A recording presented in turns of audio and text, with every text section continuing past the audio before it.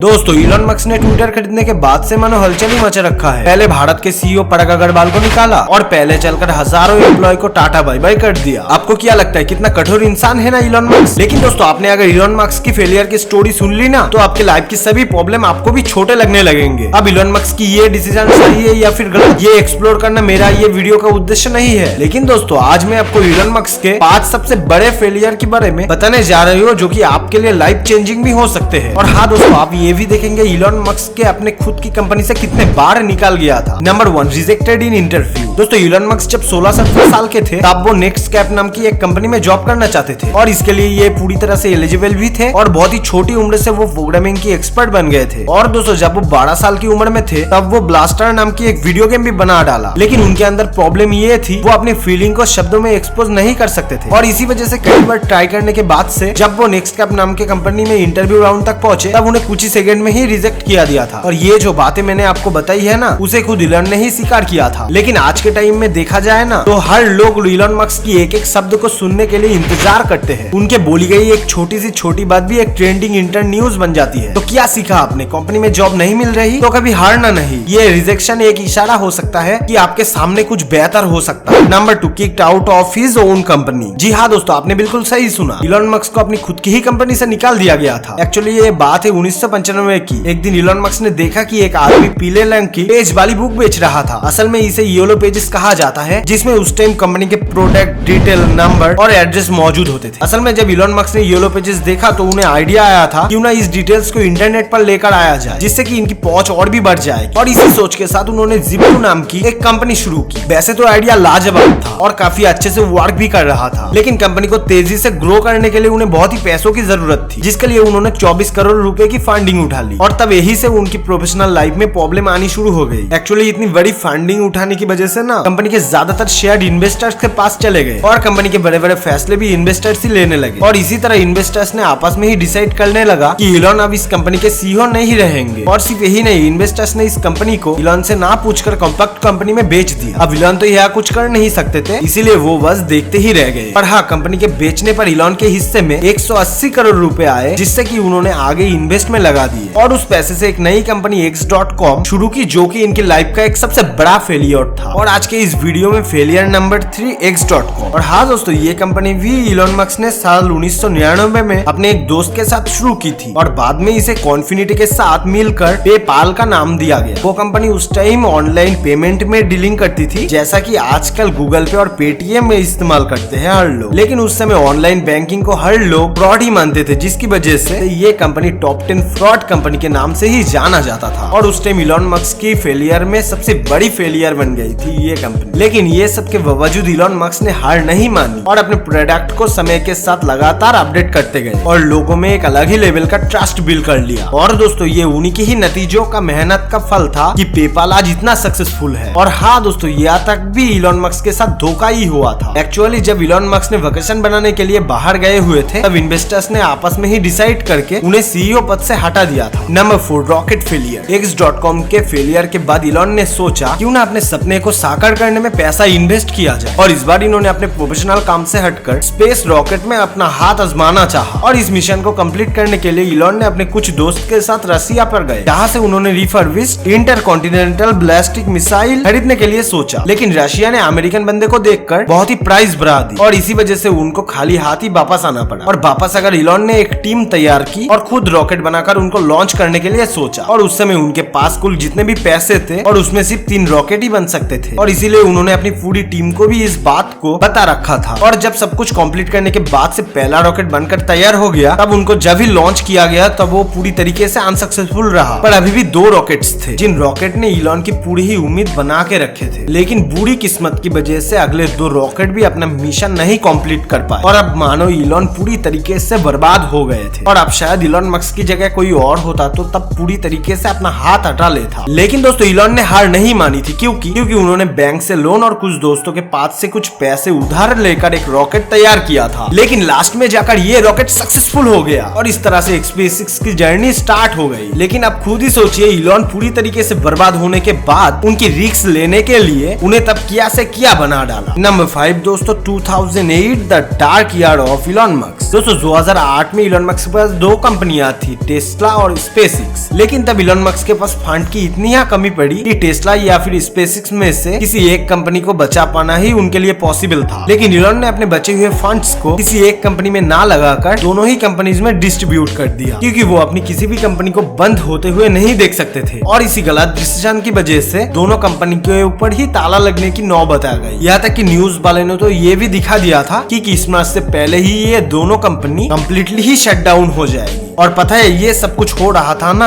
वो सिर्फ 400 करोड़ की वजह से ही था। और तब यहाँ पर ही इलॉन ने अपना हाथ खड़ा कर दिया था। लेकिन अचानक से आखिरी में जर्मनी की एक कंपनी डायमंडर आई और 400 करोड़ की इन्वेस्टमेंट करके दोनों कंपनियों को डूबने से बचाया। लेकिन आपको क्या पता है, जो कंपनी सिर्फ 400 करोड़ के लिए डूबने की कगार पर थी, उसके मार्केट आज के टाइम पर क्या है? 58 लाख करोड़ है दोस्तों। तो दोस्तों पॉजिटिव रहिए और अपना काम करते रहिए। भगवान आपके हेल्प करने के लिए किसी ना किसी को एक ना एक दिन जरूर भेजेगा। वैसे दोस्तों इलॉन मस्क की ये स्टोरी से हमको ये समझना चाहिए कि जिंदगी में कोई भी चीज आखिरी नहीं होती। अगर हम मेहनत करते रहे ना तो अपने फेलियर्स को भी सक्सेस में बदल सकते हैं। और आज इलॉन स्पेसएक्स के जरिए लोगों को मंगल ग्रह तक पहुंचाने की प्लानिंग कर रहे हैं, इलेक्ट्रिक कार बनाकर एनवायरनमेंट को बचा रहे हैं। साथ ही द बोरिंग कंपनी और न्यूरालिंक एक अलग ही प्रॉब्लम सॉल्व करने में लगी हुई है। लेकिन दोस्तों ऐसा नहीं है कि इलॉन मस्क के पास कुछ सुपर पावर है जिसकी वजह से वो इतनी फेलियर्स देखने के बाद भी इतने सक्सेसफुल है। वो कभी भी अपने पैसा एक साथ इकट्ठा करने में या फिर एसेट्स करने में नहीं सोचते थे। उल्टा इन्हें जितना भी प्रॉफिट होता है वो उसी पैसे से कोई दूसरा बिजनेस शुरू करते हैं। इलॉन मस्क खुद ये बात कहते हैं कि वो कोई बिजनेसमैन नहीं है, बल्कि एक ऐसे इंजीनियर है जो रोज सुबह उठकर एक नई प्रॉब्लम का सोल्यूशन ढूंढता है। उनके अकॉर्डिंग सफलता जो है ना, वो बैंक में रखे हुए पैसों पर नहीं गिना जाता है, बल्कि अपने दुनिया को किया दिया उसी से आपका सफलता का अंदाजा किया जाता है। दोस्तों हमें भी इलॉन मस्क से यही सीख लेनी चाहिए कि अगर कभी भी जिंदगी में फेलियर का सामना करना पड़े तो हमें निराश होकर नहीं बैठ जाना, बल्कि हमें अपने और सफल होने के लिए और अपने गलतियों से हमेशा आगे बढ़ते रहना है। क्योंकि अपने स्किल्स में कुछ नया ऐड करके ही हमें जिंदगी में सक्सेसफुल होना चाहिए। दोस्तों वीडियो अच्छा लगा तो एक लाइक के साथ हमारे चैनल को सब्सक्राइब कर लीजिए, क्योंकि हम हर रोज एक नया वीडियो लेकर आएंगे आपके सामने।